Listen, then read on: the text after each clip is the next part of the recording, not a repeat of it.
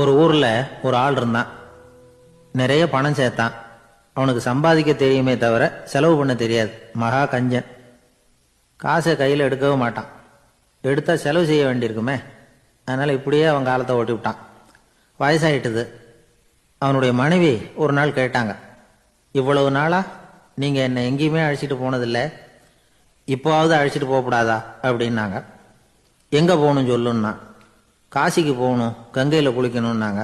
இவன் பார்த்தான், இதுக்கு ஏன் அவ்வளவு தூரம் செலவு பண்ணிட்டு போகணும், நம்ம ஊர் ஆற்றுலேயே குளிக்கலாமே, இதுவும் புண்ணிய நதி தான், இங்கே குளிச்சா அங்கே குளிச்ச பலன் கிடைச்சிரும் அப்படின்னா. சரின்னு 2 பேரும் ஆத்தங்கரைக்கு போனாங்க. அன்னைக்கு ஏதோ விசேஷம், நிறைய கூட்டம், நிறைய பேர் குளிச்சுக்கிட்டு இருக்கிறாங்க. கரையில் சில புரோகிதர்கள் நின்றுக்கிட்டு இருக்கிறாங்க. குளிக்கிறதுக்கு முந்தி அவங்க கிட்ட உட்காந்தா ஏதோ மந்திரம்லாம் சொல்லுவாங்க, கொஞ்சம் காசு கொடுக்க வேண்டியிருக்கும்.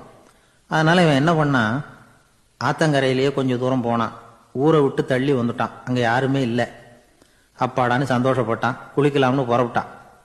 இந்த நேரம் கடவுள் பார்த்தார், இந்த கஞ்சனுக்கு ஏதாவது புத்தி போகட்டணும் அப்படின்னு நினைச்சார். உடனே ஒரு புரோகிதர் மாதிரி உருவத்தை மாத்திக்கிட்டு அந்த ஆள் முன்னாடி வந்து நின்னார். அவனுக்கு அதிர்ச்சி. இங்க யாருமே இருக்க மாட்டாங்கன்னு நினைச்சா இங்கேயுமே ஒரு ஆள் வந்துட்டாரு, என்ன பண்றதுன்னு யோசனை பண்ணான். புரோகிதர் உருவத்தில் இருந்த கடவுள் சொன்னார், இதை பாருங்க, இன்னைக்கு விசேஷ நாள், நீராடுறதுக்கு முன்னாடி சுயகல்பம் பண்ணிக்கிறது ரொம்ப நல்லது அப்படின்னார். என்கிட்ட பணம் எதுவும் இல்லையேன்னா. பரவாயில்ல, அப்புறமா கொடுங்க, வாங்கிக்கிறேன். ஆனால் ஒன்று, எவ்வளவு கொடுப்பீங்கிறத மட்டும் இப்போவே சொல்லி கொடுங்க அப்படின்னார். இவன் ரொம்ப யோசனை பண்ணான். ஒரு 10 பைசா தரேன் அப்படின்னா. சரின்னு ஒத்துக்கிட்டு எல்லா கிரியைகளையும் அவர் செஞ்சார். அதுக்கப்புறம் கணவனும் மனைவியும் ஆற்றுல குளிச்சாங்க. அவர் போயிட்டார். கொஞ்ச நாள் கழிச்சு அவன் வீட்டுக்கு வந்தார் கடனை வசூல் பண்ணுறதுக்கு. வாசலில் நின்றுக்கிட்டு இருந்த அவன் மனைவி இவரை பார்த்ததும் தயங்க ஆரம்பித்தாங்க. அந்த அம்மா கிட்ட விஷயத்தை சொன்னார். அந்த அம்மா ஓடி போய் உள்ளே இருக்கிற தன்னுடைய கணவர்கிட்ட சொன்னாங்க.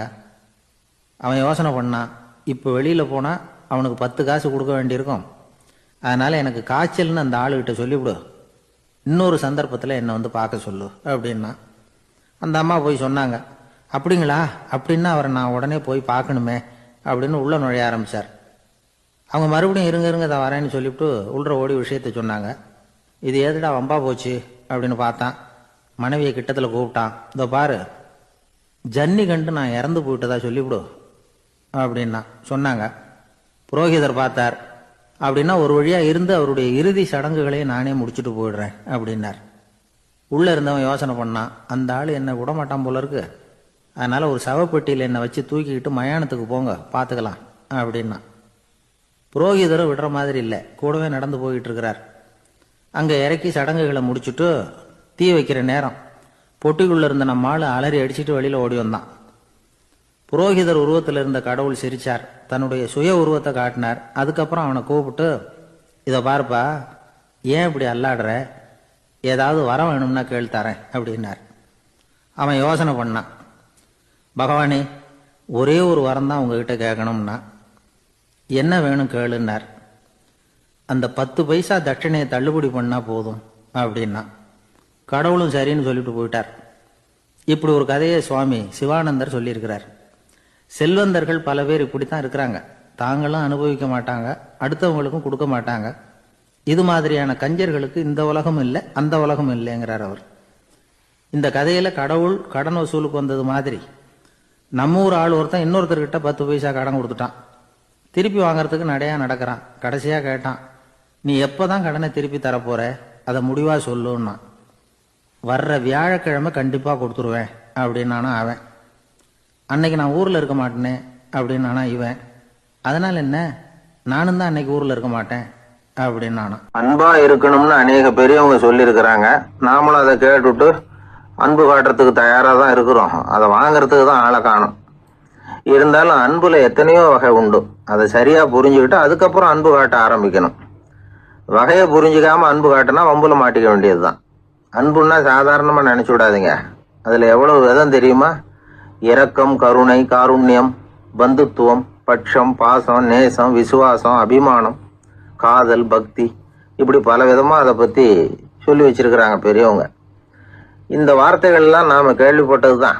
இருந்தாலும் அதுகளுக்குள்ள என்ன வித்தியாசம்னு கேட்டா சரியா சொல்ல தெரியாது. அதனால இந்த வார்த்தைகளுக்கெல்லாம் பெரியவங்க என்ன விளக்கம் சொல்றாங்கன்னு இப்போ பார்க்கலாம். எளியவர்கள் மேல செலுத்துற அன்பு இருக்கு பாருங்க, அதுக்கு இரக்கம்னு பேரு. அறிவு பலம், சரீர பலம் இது ரெண்டும் இல்லாதவங்க மேல, அதாவது வலிமையற்றவர்கள் மேல செலுத்துற அன்பு இருக்கு பாருங்க, அதுதான் கருணை. எறும்புல இருந்து யானை வரைக்கும் சகல ஜீவராசிகள் மேலேயும் காட்டுற அன்புக்கு காருண்யம்னு பேரு, ஜீவகாருண்யம். சிவி சக்கரவர்த்தி காட்டின அன்பு இந்த ரகம். உறவினர்கள், சொந்தக்காரங்க, அவங்க வசதியா இருந்தாலும் வறுமையில இருந்தாலும் வித்தியாசம் இல்லாம காட்டுற அன்பு இருக்கு பாருங்க, அதுக்கு பேரு பந்துத்துவம். ஒரு எஜமானன் வேலையாள்கிட்ட காட்டுற அன்பு இருக்கு பாருங்க, அதுக்கு பேரு தான் பட்சம். அவனும் தன்னை மாதிரி மனுஷன்தாங்கிற நினைப்பு வேணும். ஒரு தாய் தன்னுடைய குழந்தை மேல, ஒரு குழந்தை தன்னுடைய தாய் மேல செலுத்துற அன்புக்கு பாசம்னு பேரு. ஈருடல் ஓர் உயிர்னு நினைக்கிறது இது. ராமரும் கௌசலையும் இதுக்கு உதாரணம். தம்மை ஒத்த நண்பர்கள் கிட்ட செலுத்துற அன்புக்கு நேசம்னு பேரு. வயசு, செல்வம், அந்தஸ்து இந்த வித்தியாசமெல்லாம் பார்க்காம அவங்க சுக துக்கத்துல சமபங்கு எடுத்துக்கிறது இது. கிருஷ்ணன் குசேலர்கிட்ட காட்டினது இந்த ரகம். வேலை செய்யறவன் முதலாளி கிட்ட காட்டுற அன்புக்கு விசுவாசம்னு பேரு. தேசத்து மேலையும் தாய்மொழி பேர்லையும் செலுத்துற அன்புக்கு அபிமானம்னு பேரு. தேசாபிமானம்னு சொல்றமே இதுதான். ஒரு கணவன் மனைவி பேர்ல காட்டுற அன்புக்கு காதல்னு பேரு. கடவுள் பேர்ல செலுத்துற அன்புக்கு பக்தின்னு பேரு. இப்படி அன்புல பல ரகம் இருக்கிறப்போ அதுல உள்ள வித்தியாசம் தெரியாம இடம் மாத்தி அன்பு காட்டினா இடைஞ்சல் தான். சரி, இந்த அன்பை பத்தி விஞ்ஞானம் என்ன சொல்லுது தெரியுமா? இதயத்தை பாதுகாக்கிறதுக்கு முக்கியமா தேவைப்படுற ஒண்ணு இந்த அன்புதான்னு சொல்லுது. நெதர்லாந்து விஞ்ஞானிகள் இதை ஆராய்ச்சி பண்ணியே கண்டுபிடிச்சிருக்கிறாங்க. கொஞ்சம் முயல் குட்டிகளை 2 பிரிவா பிரிச்சாங்க. 2 குரூப்புக்கும் கொழுப்பு அதிகமா உள்ள ஆகாரத்தையே கொடுத்துட்டு வந்தாங்க. ஆனா ஒரு குரூப்புக்கு வெறுமன ஆகாரத்தை கொடுத்ததோட சரி, இன்னொரு குரூப் முயல்களுக்கு ஆகாரம் கொடுத்ததோட நிறுத்திக்கல. அதுக்கு முன்னாடி கூண்டுகளை திறந்து விட்டு முயல்களை கொஞ்ச நேரம் எடுத்து கொஞ்சி விட்டு அதுக்கப்புறமா ஆகாரம் கொடுத்தாராம் ஆராய்ச்சியாளர். இந்த குரூப்புக்கு இதய பாதிப்பு 60% குறைச்சலா இருந்துதான். சில நோயாளிகளுக்கு ஹார்ட் அட்டாக் வந்தாலும் அதை தாங்கிக்கிட்டு குணமாகிற சக்தி அதிகமா இருக்குது. இது எப்படின்னு ஆராய்ச்சி பண்ணி பார்த்துருக்குறாங்க. அவங்க எல்லாம் மனைவி தன் பேர்ல ரொம்ப அன்பா இருக்கிறதாக நினைக்கிறவங்களா இருக்கிறாங்களாம். இதய நோயாளிகள் பல பேரை சந்திச்சு இதய நோய் ஏற்பட என்ன காரணம்னு கேட்டிருக்கிறாங்க. அவங்க சொன்ன காரணம்லாம் சாப்பாடு சம்பந்தமா இல்லையா, மனைவி அன்பா இல்ல, இப்படிப்பட்ட காரணத்தை தான் சொல்றாங்களாம். அதனால இதயத்தை பாதுகாக்கணும்னு நினைக்கிறவங்க அடுத்தவங்க அன்பா இருக்கிறது மாதிரி பார்த்துக்குங்க, அதுதான் முக்கியம். ஒருத்தர் முகம் பூரா பிளாஸ்டரி போட்டுக்கிட்டு வந்தார். ரொம்ப கோபமா, என்னங்க ஆச்சுன்னு விசாரிச்சேன். எல்லாம் உங்களால தான் சார்னார். விவரமா சொல்லுங்களேன். என்ன? உங்க தகவலை கேட்டுட்டு ஒரு பூனைக்குட்டியை கையில எடுத்தேன், அன்பா அதை தடவி கொடுக்கறதுக்காக. ஆனா அது முந்திக்கிட்டது, அது என் முகத்தை தடவி கொடுத்துட்டுது. முகம் பூரா நகை கீறல். அதுதான் இப்படி அப்படின்னார். அன்புல அறிவு சேராததுனால வந்த கோளாறு. இமயமலை அடிவாரத்துல ஒரு மடம். அங்க ஒரு சன்னியாசி இருந்தார். அவர்கிட்ட ஒருத்தர் வந்தார். சுவாமி, ஆசையை உதற நினைக்கிறேன், முடியல, ஒட்டிக்கிட்டே வருது அப்படின்னாராம். இப்படி உட்கார, ஒரு கதை சொல்கிறேன் அப்படின்னு சொல்லி அவர் சொல்ல ஆரம்பித்தாராம். அவர் சொன்ன கதை என்னென்னா, ஒரு ஊரில் ஒரு ஆள் இருந்தான். அவன் பேர் குப்புசாமி. அவன்கிட்ட எப்பவும் ஒரு பழைய தொப்பி இருக்கும், விடவே மாட்டான். அதனால் அவனை எல்லாரும் தொப்பி சாமி அப்படின்னு தான் கூப்பிடுறது வழக்கம். ஒரு புது தொப்பி வாங்கிக்கப்படாதாப்பா அப்படின்னு நண்பர்கள்லாம் சொல்லி பார்த்தாங்க. பணத்துக்கு எங்கே போவேன் அப்படின்னு விட்டானான். பணம் வச்சுருக்கான், செலவு பண்ண மனசு வரல. மகா கஞ்சன். பழைய பாட்டில்கள்லாம் வாங்கி விற்றுக்கிட்டு இருந்தான். அப்படி ஒரு தடவை பழைய கண்ணாடி சாமான்களை ஏலத்தில் எடுத்தப்போ அதில் ஒரு அருமையான சென்ட்டு பாட்டில் கிடச்சிது. உடனே ஒரு ஐடியா பண்ணான். அந்த சென்ட்டை சின்ன சின்ன பாட்டில்களில் அடைச்சி ஜன்னல் ஓரமாக அடுக்கி வச்சுட்டான். அதை விற்றா நிறைய பணம் கிடைக்குமே. அதனால் இதுக்கு இடையில் ஒரு நாள் அவன் அப்படியே உட்காந்துருந்தான். அந்த நேரம் நண்பன் வந்தான். ஏண்டா, உன் பழைய தொப்பியை மாற்றப்படாதா? ஊரில் எல்லோரும் கேலி பேசுகிறாங்களே ஒன்று தொப்பி சாமின்னு அப்படின்னு சொல்லி கேட்டிருக்கான். இந்த சென்ட்டு பாட்டில் விற்றதும் பணம் வரும், அதுக்கப்புறம் பார்க்கலாம் அப்படின்னு நானா இவன்.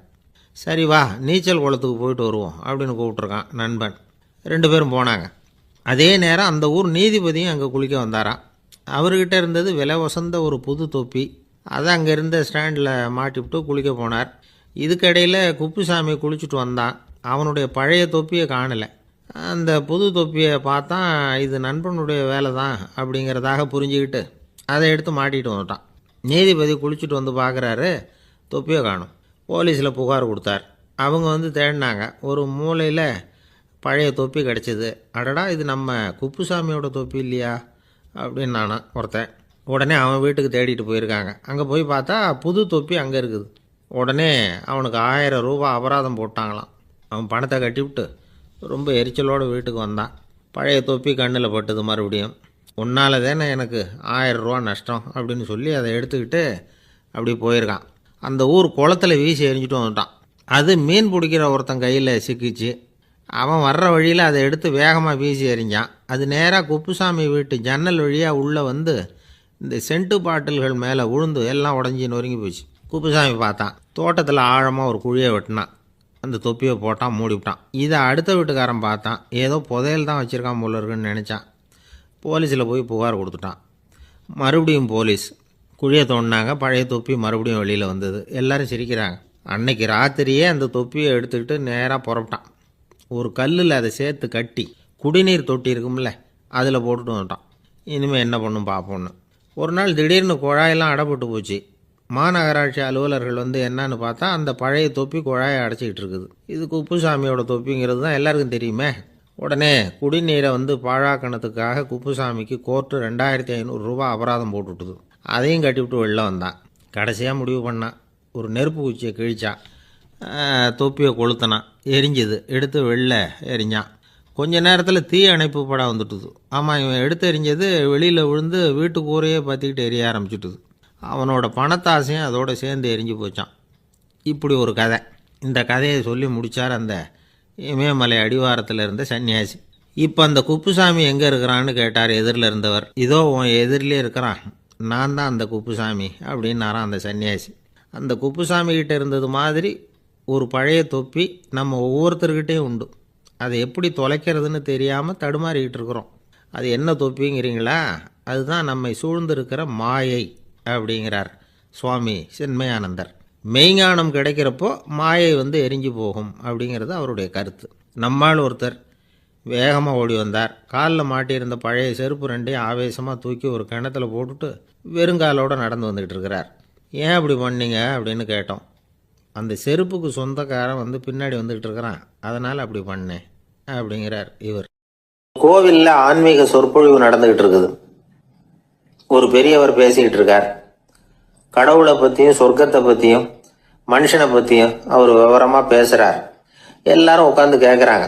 அந்த கூட்டத்தில் ஒரு தத்துவ ஞானியும் உட்காந்துருக்கிறார். அவருடைய நண்பர். பேசி முடித்ததும் அந்த பெரியவர் மேடையை விட்டு இறங்கினார். நேராக அந்த தத்துவ ஞானிகிட்ட வந்தார். எப்படி இருந்தது என்னுடைய பேச்சு அப்படின்னு கேட்டார். நீங்கள் பேசினது ஒன்றுக்கு ஒன்று முரண்பாடாக தெரிஞ்சுது அப்படின்னாரா இவர். நான் என்ன அப்படி தப்பாக பேசிவிட்டேன் அப்படின்னாரா அவர். கடவுளை நம்புகிறவன் சொர்க்கத்துக்கு போவான்னு சொன்னீங்க, அப்புறம் நல்ல விதமாக வாழறவன் சொர்க்கத்துக்கு போவான்னு சொன்னீங்க அப்படின்னாராம்.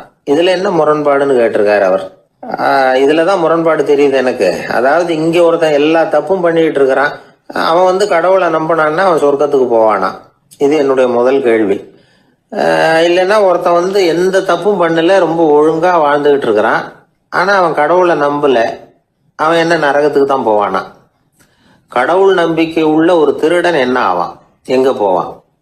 கடவுள் நம்பிக்கையே இல்லாத ஒரு நல்லவன் என்ன ஆவான், எங்கே போவான்? ஒருத்தன் இங்கே கடவுள் நம்பிக்கையோட வாழறது முக்கியமா அல்லது நல்லவனா வாழறது முக்கியமா? இதுதான் இவர் கேட்ட கேள்வி. இதை கேட்டதும் அந்த பெரியவர் வந்து குழம்பி போட்டார்.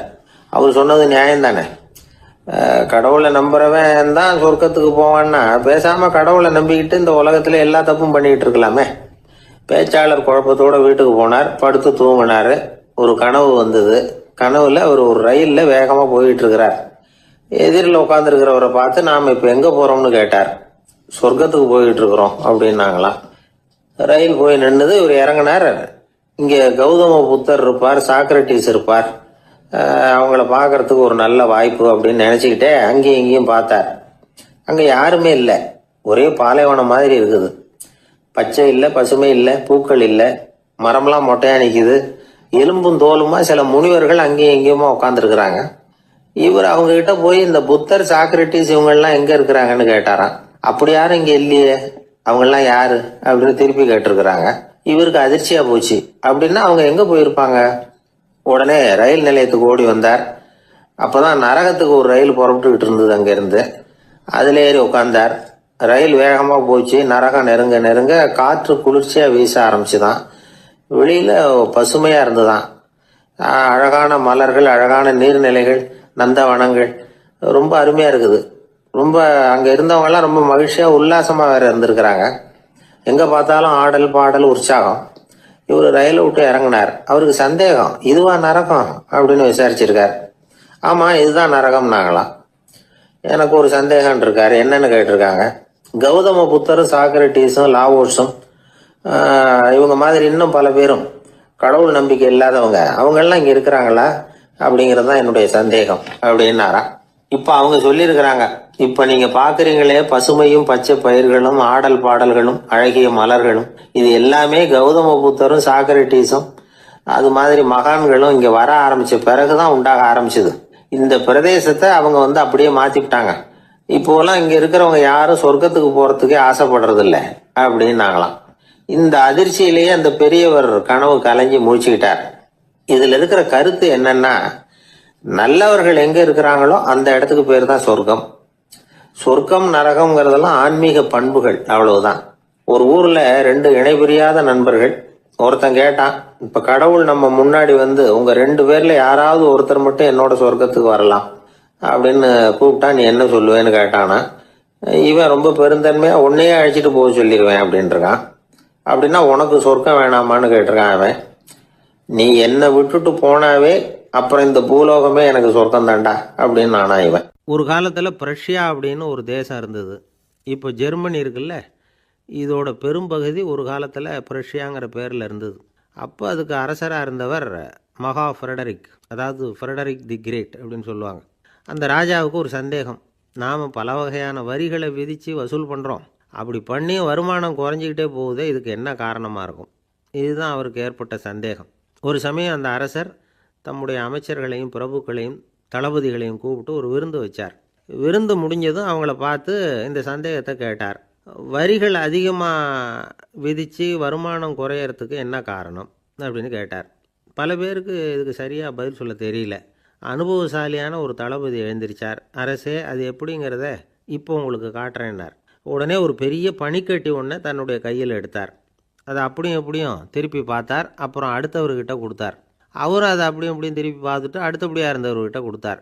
இப்படியே இதை ஒவ்வொருத்தராக பார்த்துட்டு ஒவ்வொரு கையாக மாறி கடைசியில் மன்னர் கைக்கு போய் சேர்ந்தது. மன்னர் கைக்கு அந்த பனிக்கட்டி போய் சேர்ந்தப்போ அது கொஞ்சம் கொஞ்சமாக உருகி ஒரு பட்டாணி கடலை சைஸுக்கு ஆகிட்டுது.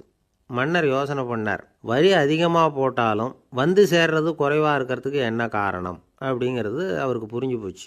காலம்தான் மாறிக்கிட்டு இருக்கே தவிர இந்த கையூட்டு வாங்குகிற பழக்கம் மாறினதாக தெரியல. இன்னொரு ராஜா இருந்தார். அவர் தன்னுடைய ராஜாங்கத்தில் லஞ்ச ஊழலே சுத்தமாக இருக்கக்கூடாது அப்படின்னு நினச்சார். அவர்கிட்ட பல்வேறு துறைகளுக்கும் பொறுப்பாக இருந்த பல பேரும் ரொம்ப சுத்தமாகவும் நேர்மையாகவும் இருந்தாங்க. ஒரே ஒருத்தர் மட்டும் எல்லார்கிட்டையும் லஞ்சம் வாங்கிட்டே இருந்தார். அவரை வேறு வேறு துறைகளுக்கு மாற்றி பார்த்தாரு. அந்த ராஜா என்னென்னமோ பண்ணி பார்க்குறாரு. எந்த வேலையை கொடுத்தாலும் அதுலேயும் லஞ்சம் வாங்கிறதுக்கு ஒரு வழியை உண்டு பண்ணிக்குவார் அந்த ஆள். ராஜாவுக்கு இது ஒரு பெரிய தலைவலியாக போட்டுது. இவர் என்ன பண்ணுறது, இவருக்கு என்ன வேலையை கொடுக்கறது, கொஞ்சம் கூட லஞ்சம் வாங்கிறதுக்கு சான்ஸே இல்லாத ஒரு வேலையை கொடுக்கணும் அப்படின்னு திட்டம் போட்டார். ஒரு நாள் அவருக்கு அந்த உத்தரவும் போட்டுட்டார். அதாவது அவருக்கு என்ன வேலைன்னா, கடற்கரையில் தான் அவருக்கு ஆஃபீஸ். அங்கேயே இருந்துக்க வேண்டியது. தினமும் எத்தனை கடல் அலை கரையில் மோதுது அப்படிங்கிறத கணக்கு எடுத்து ராஜாவுக்கு தெரிவிக்க வேண்டியது. இதுதான் அவருக்கு வேலை. பேசாமல் அலையை எண்ணிட்டு உட்காந்துருக்கட்டும், அப்போவாவது அவர் லஞ்சம் வாங்குகிற சந்தர்ப்பம் இல்லாமல் போயிடும் அவருக்கு அப்படின்னு நினச்சார் ராஜா. இந்த ஆள் கடற்கரைக்கு போய் டியூட்டியில் ஜாயின் பண்ணிக்கிட்டார். ஒரே மாதத்தில் அங்கே சொந்தமாக ஒரு பிரம்மாண்டமான மாளிகை கட்டி விட்டார். ராஜாவுக்கு இது பெரிய ஆச்சரியமாக போச்சு. அலையை என்ற வேலையில் அந்த ஆள் எப்படி பணம் சம்பாதிச்சார் அப்படின்னு விசாரித்து பார்த்தார் அக்கம் பக்கத்தில். அந்த ஆள் என்ன பண்ணியிருக்கிறாருன்னா, கடற்கரையில் போய் பொறுப்பை ஏற்றுக்கிட்ட உடனே அங்கே இருந்த மீனவர்கள்கிட்ட எல்லாம் இந்த கரையில் ஒரு நாளில் மோதுகிற அலைகள் எத்தனை அப்படின்னு கேட்டிருக்காரு. அது எப்படிங்க தெரியும்னு இருக்காங்க அவங்க. தினமும் அந்த எண்ணிக்கை தெரியணும். நம்ம ராஜாவுக்கு தினமும் அறிக்கை அனுப்பணும், டெய்லி ரிப்போர்ட்டு. தவறுனா நீங்கள் இந்த கடலில் போய் மீன் பிடிக்கிறதுக்கு ராஜாவோட அனுமதி கிடைக்காது அப்படின்ட்டுருக்காரு. உடனே மீனவர்களும் பயந்து போட்டாங்க. கடலுக்கு போகிறதுக்கு அனுமதி இல்லைன்னா பட்டினி கிடக்கிறது மாதிரி ஆகிடுமே, மெதுவாக அந்த ஆளுகிட்ட போனாங்க. காதோட காதாக சொன்னாங்க, ஐயா, எங்களால் கடல் அலையை எண்ண முடியாது. தினமும் எங்களால் முடிஞ்சதை உங்களுக்கு பணமாக கொடுத்துட்றோம். நீங்கள் தான் ராஜா கிட்ட சிபாரிசு பண்ணி நாங்கள் தொடர்ந்து மீன் பிடிக்கிறதுக்கு அனுமதி வாங்கி கொடுக்கணும் அப்படின்னு வேண்டிக்கிட்டாங்க. பணம் தினமும் சேர ஆரம்பிச்சுட்டுது. பதவியில் மற்ற பதவியோட இந்த பதவி எவ்வளவோ மேல் அப்படின்னு நினச்சிட்டான் அந்த ஆள். அது மட்டும் இல்லை, தயவு பண்ணி என்னை இந்த இடத்த விட்டு மாற்றி விடாதீங்க சார் அப்படின்னு வேற கேட்க ஆரம்பிச்சிட்டானா. சில பேர் சொல்லுவாங்க, எனக்கு தொந்தி கிடையாது சார், வேணும்னா என் வயத்தை அழுத்தி பாருங்க, கல் மாதிரி இருக்கும்பாங்க. வயிறு கல் மாதிரி இருந்தால் உள்ள கொழுப்பு இல்லைன்னு நினச்சிடக்கூடாது. வயிற்று தசைக்கு அடியில் உள்ள கொழுப்பு சில வாத்தியங்களில் இருக்குமே நரம்பு, அது மாதிரி டைட்டாக இழுத்துக்கிட்டு இருக்குன்னு அர்த்தம். அதனால் தொட்டு பார்த்தா கல் மாதிரி தான் இருக்கும். இருந்தாலும் தொந்தி தான். வயத்தில் கொழுப்பு அதிகமாக இருக்கிறது சங்கடம் தான். அதனால் கொலஸ்ட்ரால் அளவு அதிகமாகும். இதய நோய்கள், நீரிழிவு, ஹைப்பர் டென்ஷன், ஸ்ட்ரோக்கு, இது மாதிரி ரிஸ்கெல்லாம் அதிகமாகும். ஒருத்தர் ஒல்லியாக இருக்கலாம், உடம்பு இடம் அதிகப்படியாக இல்லாமல் இருக்கலாம். அப்படி இருந்தால் கூட அவர் உடம்புல மற்ற பகுதியை விட வயத்தில் கொழுப்பு அதிகமாக இருக்கும். நாம தான் ஒல்லியாக இருக்கிறோமே, நமக்கு ஒன்றும் இல்லை அப்படின்னு நினச்சிடக்கூடாது. சரி, நம்ம வயிறு இருக்க வேண்டிய அளவை விட அதிகமாக இருக்குதா இல்லையா, அதை எப்படி கண்டுபிடிக்கிறது? அதுக்கு சில வழி இருக்குது. முதல்ல நீங்கள் நேராக ஸ்ட்ரைட்டாக நிமிர்ந்து நில்லுங்க. உங்கள் பார்வையை மட்டும் கீழே தாழ்த்தி கால் விரலை கவனிங்க. விரல் உங்களுக்கு தெரியுதா அப்படின்னா உங்கள் வயர் நார்மலாக இருக்குன்னு அர்த்தம். கால் விரல் உங்கள் கண்ணுக்கு தெரியலையா அப்படின்னா உங்களுக்கு வயிறு பெருசு தான். இன்னொரு வழி இருக்குது. அது என்ன தெரியுமா? ஒரு தரையில் நீட்டாக படுத்துடணும். 1 மீட்டர் நீளம் உள்ள அளவுகோல் ஒன்று எடுத்துக்கோங்க. கழுத்து எலும்பில் ஒரு பக்கத்தையும் இடுப்பில் ஒரு பக்கத்தையும் வைங்க. பக்கவாட்டில் வைங்க, அதாவது படுக்கவாட்டில்.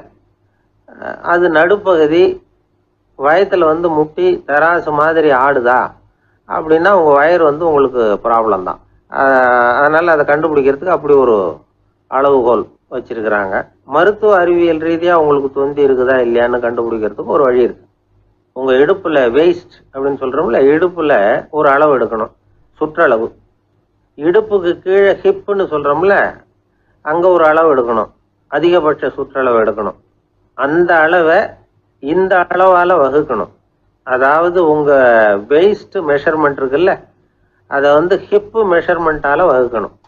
இந்த விகிதம், அதாவது வெயிஸ்ட் ஹிப் ரேஷியோ, ஆண்களுக்கு 0.95க்கு மேலே போகக்கூடாது, பெண்களுக்கு 0.85க்கு மேலே போகக்கூடாது. அப்படி போயிட்டுதுன்னா வயிறு பெருத்திருக்குதுன்னு அர்த்தம். இது டாக்டர்கள் கண்டுபிடிக்கிற ஒரு விதம். சரி, இந்த தொந்தியை குறைக்கிறதுக்கு என்ன பண்ணலாம்? பட்னி கிடக்கலாமா அப்படின்னா அது தேவையில்லை. ஆனால் கலோரி அளவை குறைக்கணும். அது எப்படி? கொழுப்பு ஆகாரத்தை குறைக்கணும். இப்போ கார்போஹைட்ரேட்டு, புரோட்டீன்லாம் இருக்குது இல்லை, அதெல்லாம் ஒரு கிராமுக்கு சுமாராக 4 கலோரி கொடுக்கும். ஆனால் கொழுப்பு ஒரு கிராமுக்கு 9 கலோரி கொடுக்கும். அதனால் ஒரே அளவுள்ள ஆகாரங்களில் கூட கலோரி வித்தியாசம் இருக்குது. கலோரி அளவு குறைச்சலாக கொடுக்கக்கூடிய ஆகாரம் சாப்பிடணும். இப்போ தொந்தியை குறைக்கிறதுக்கு கடுமையான உடற்பயிற்சி தேவையா அப்படின்னு கேட்டால் அதுவும் தேவையில்லையா. ஆகாரத்தில் கொழுப்பை குறைச்சாவே போதும், மற்ற ஆகாரம் செரிக்கிறதுக்கு லேசான உடற்பயிற்சியே போதும். வயத்தை குறைக்கிறேன்னு சொல்லி சில பேர் உட்காந்து எழுந்திருப்பாங்க, அதுவும் தேவையில்லையா. அப்படிலாம் பண்ணி உங்களை கஷ்டப்படுத்திக்க வேண்டியதில்லை. வயத்தை குறைக்கிறதுக்கு அதெல்லாம் உதவுறது இல்லை அப்படின்னு அது சம்பந்தமான நிபுணர்கள் சொல்கிறாங்க. இப்போ இது சம்பந்தமாக 1984 ஒரு சோதனையே பண்ணி பார்த்துருக்குறாங்க. ஒரு நாளைக்கு 185 தடவை உட்காந்து எழுந்திருக்கிறது. இது மாதிரி 27 நாள் பயிற்சி பண்ணிவிட்டு பார்த்தாங்களாம். வயிற்று கொழுப்புல எந்த மாறுதலும் இல்லையா. அதனால உட்காந்து எழுந்திருக்கிற வேலையெல்லாம் தேவையில்லை. தொந்தியை குறைக்கிறதுக்கு முயற்சி பண்றவங்க தோற்றத்தை அழகாக்குறது ஒரு பக்கம் இருந்தா கூட ஆரோக்கியமான நீண்ட வாழ்வுக்கும் அவங்க அஸ்திவாரம் போடுறாங்கன்னு தான் அர்த்தம். ஒருத்தர் வந்தார், சார் எனக்கு தொந்தி இருக்கா இல்லையான்னு கண்டுபிடிக்கிறது கஷ்டமா இருக்குதுன்னார். சரி, நான் கண்டுபிடிக்கிறேன், இப்படி தரையில காலை நீட்டி ஸ்ட்ரைட்டா படுங்க அப்படின்னோம். சரின்னு படுத்துட்டார். இப்போ உங்க கண்ணை திருப்பி கால் கட்டை விரலை பாருங்க, கட்டை விரல் தெரியுதா அப்படின்னு கேட்டேன். தெரியுது சார்னார். நீங்க தெரியுதுன்னு சொல்றத நான் எப்படி நம்புறதுன்னு. அதோ தெரியுற அந்த கட்டை விரல் நுனியில ஒரு ஈ கூட உட்காந்துருக்குது பாருங்க சார் அப்படின்னார். அப்படின்னா நீங்க பாக்குறது கட்டை விரல் இல்லை சார், உங்க மூக்கு நுனி, அங்கதான் இப்ப ஈ உட்காந்துருக்குது அப்படின்னோம். சீடன் வெளியூர் புறப்படுறதுக்கு தயாரா இருந்தான். ரொம்ப தூரம் போக போறான். திரும்பி வர நாளாகும். புறப்படுறதுக்கான ஆயத்த வேலைகள்ல ஈடுபட்டிருந்தான். அந்த சமயம் பார்த்து இன்னொரு சீடன் அவன்கிட்ட வந்தான். நம்ம குரு உன்னை அழைச்சிட்டு வர சொன்னார் வா அப்படின்னு கூப்பிட்டான். இவன் உடனே புறப்பட்டு போனான். குருநாதரை பார்த்தான். அவர் காலில் விழுந்து வணங்கினான். வணங்கிவிட்டு எழுந்திரிச்சான். அவ்வளவுதான். குரு ஏதாவது உபதேசம் பண்ணுவாருன்னு எதிர்பார்த்தான். ஆனா நடந்தது என்ன தெரியுமா? குரு அவனுக்கு ஓங்கி ஒரு அடி கொடுத்தார். எதிர்பாராம இந்த அடியை வாங்கினதும் அந்த சீடன் அதிர்ந்து போயிட்டான். பக்கத்துல இருந்த மற்ற சீடர்களும் திகைச்சு போய் நின்னுட்டாங்க. அடி வாங்கின சீடனுக்கு மனசுக்குள்ள குழப்பம். நாம என்ன தப்பு பண்ணணும்? புறப்படுற நேரத்துல இப்படி குரு கிட்ட அடி வாங்குற மாதிரி ஆயிட்டுதே அப்படின்னு நினைச்சு மனசுக்குள்ள ரொம்ப வேதனைப்பட்டான். கொஞ்சம் துணிச்சலை வரவழைச்சுக்கிட்டு குருநாதர்கிட்டயே கேட்டுட்டான். சுவாமி, நான் என்ன தப்பு பண்ணினேன்? என்னை இப்படி அடிச்சுட்டீங்களே, ஒரு வார்த்தை கூட உங்களை எதிர்த்து நான் பேசினது இல்லையே, இவ்வளவு காலமா உங்க விருப்பத்துக்கு விரோதமா ஒரு காரியம் கூட நான் செஞ்சது இல்லையே, வந்ததும் வராததுமா ஒண்ணுமே சொல்லாம என்ன அடிச்சுட்டீங்களே, குருவே நான் செஞ்ச குற்றம் தான் என்ன அப்படின்னு கண்ணீரோட பரிதாபமா கேட்டானா அந்த சீடன். ஆனா அந்த குரு முகத்துல கொஞ்சம் கூட கோபம் இல்லை. அவர் சிரிச்சுக்கிட்டே நின்றுகிட்டு இருந்தாராம். அதுக்கப்புறம் சொன்னாராம், என்னுடைய அருமை சீடனே, நீ ஒரு தவறும் பண்ணல. நான் உன்னை அடிச்சது நீ ஏதோ தப்பு பண்ணிவிட்டேங்கிறதுக்காக இல்லை. நீண்ட பயணம் போக போற, ஞாபகமா ஏதாவது கொடுத்து அனுப்ப வேணாமா? நீ ஞானம் பெற்ற பிறகுதான் திரும்பி வர போறேங்கிறது எனக்கு தெரியும். அதுக்கு பிறகு உன்னை வந்து அடிக்க முடியுமா? அதனால இப்ப கிடைச்சிருக்கிற இந்த வாய்ப்பை பயன்படுத்திக்கிட்டேன். அப்போதைக்கு இப்பவே அடிச்சுட்டேன், அவ்வளவுதான், வேற ஒண்ணும் இல்லை அப்படின்னாராம். குரு சிரிச்சுக்கிட்டே இப்படி சொல்றார். இருந்தாலும் இதுவும் ஒரு உபதேசம் தான். அதிர்ச்சிகளால வந்து விழிப்படைய வைக்கிறதும் ஒரு வழிதான். இது ஜென் வழி. பெரும்பாலும் அதிர்ச்சியின் மூலமாகவே ஞான தரிசனத்தை அருள்கிறவர்கள் தான் ஜென் குருமார்கள். நம்ம தியானம் தான் ஜென். இந்தியாவிலிருந்து இது சீனாவுக்கு போய் கொஞ்சம் பேர் மாறி வளம் பெற்று ஜப்பான்ல ஜென் ஆகி வளர்ந்துருக்குது, அவ்வளவுதான். ஜென்கிறது தியானம். எதை நினைச்சும் தியானிக்கிறது இல்லை, எல்லாத்துலயும் தியானம் இருக்கிறதா சொல்லுது ஜென்.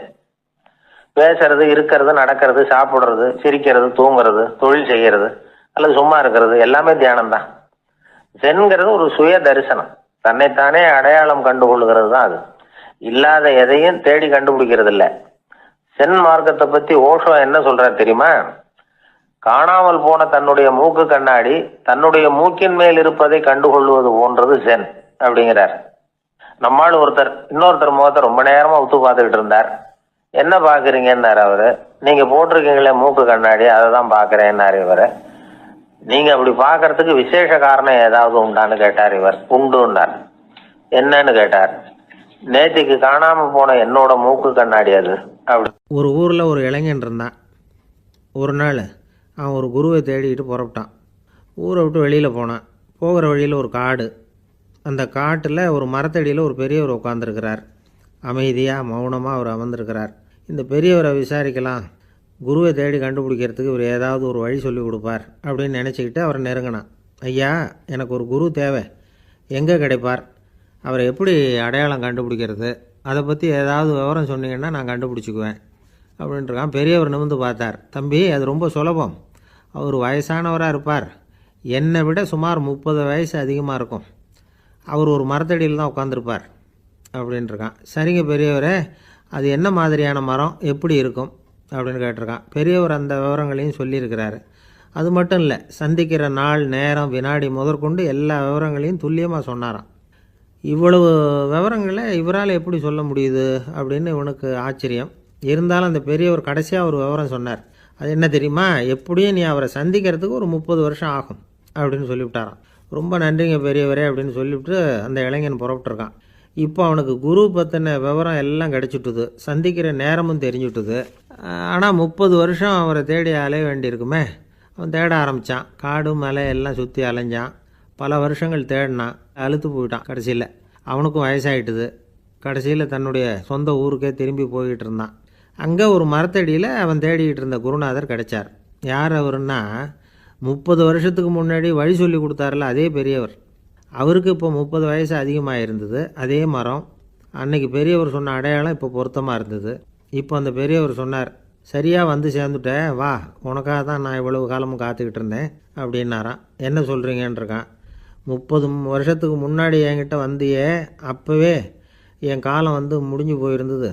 அப்போவே என்ன உனக்கு அடையாளம் தெரியல, அதனால் இவ்வளவு காலம் உனக்காக காத்துட்டு இருக்கும்படி ஆயிட்டுது அப்படின்னாராம். ஐயா, அப்போவே நீங்கள் சொல்லியிருக்கலாமே, இதுதான் 30 வருஷம் கழித்து நீ சந்திக்க போகிற இடம், நான் தான் உன்னுடைய குரு அப்படின்னு சொல்லியிருக்கலாமே அப்படின்ட்டுருக்கான். அந்த பெரியவர் சிரிச்சுக்கிட்டே இதுக்கு பதில் சொன்னாராம். நான் எவ்வளவோ விவரமாக தான் சொன்னேன், நீ சரியாக புரிஞ்சிக்கல. காரணம், அப்போ நீ போதுமான அளவுக்கு பக்குவம் பெற்றிருக்கவில்லை, அதனால் புரியும் சக்தி இல்லாமல் போயிட்டுதப்போ 30 ஆண்டு காலம் நீ அலைஞ்சி தெரிஞ்சிருக்கிற, அது காரணமாக இப்போ உனக்கு அந்த பக்குவம் வந்துட்டுது, அதனால தான் அடையாளம் காண முடிஞ்சுது, நானே உன்னுடைய குரு அப்படின்னாராம். இதிலேருந்து என்ன தெரியுதுன்னா, ஆன்மீகத்தில் மாணவனாக சேர்றதுக்கு கூட ஒரு பக்குவத்தன்மை தேவைப்படுது.